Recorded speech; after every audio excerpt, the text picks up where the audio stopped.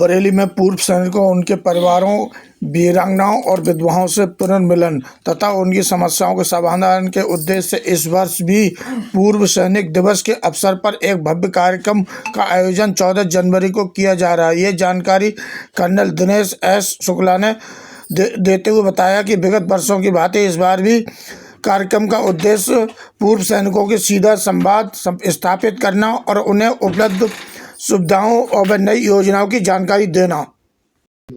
अच्छा, जैसे ही आप सबको पता है कि विगत वर्षों के बाद इस वर्ष भी हम पूर्व सैनिक दिवस को के उपलक्ष्य में एक कार्यक्रम का आयोजन कर रहे हैं, जिसका मेन उद्देश्य है हमारे पूर्व सैनिकों, उनके परिवारों, वीरांगनाओं, विधवाओं से पुनर्मिलन एक उद्देश्य है और उनके साथ जुड़ना एक उद्देश्य है इस कार्यक्रम का।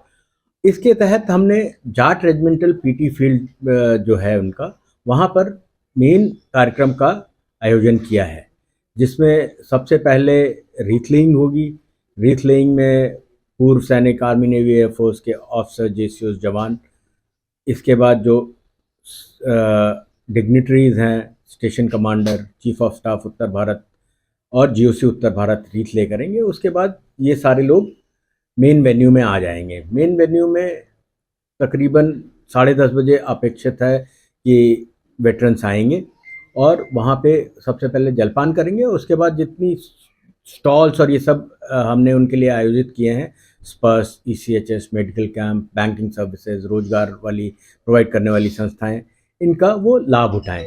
उसके बाद तकरीबन 11:20 मैं इन सबको संबोधित करूँगा, जिसमें मैं बताऊंगा कि भारतीय सेना ने पूर्व सैनिकों के लिए क्या क्या किया है और क्या क्या कुछ नई स्कीमें, नए जो सहायता राशियां इस तरह के, उनके बारे में जानकारी दूंगा।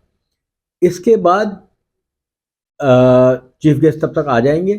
चीफ गेस्ट के आने के बाद सबसे पहले इसके पहले एक सांस्कृतिक कार्यक्रम है, जिसमें झांझ, गटका और खुखरी डांस है, जो हमारी आर्मी की यूनिटें ही प्रस्तुत करेंगी।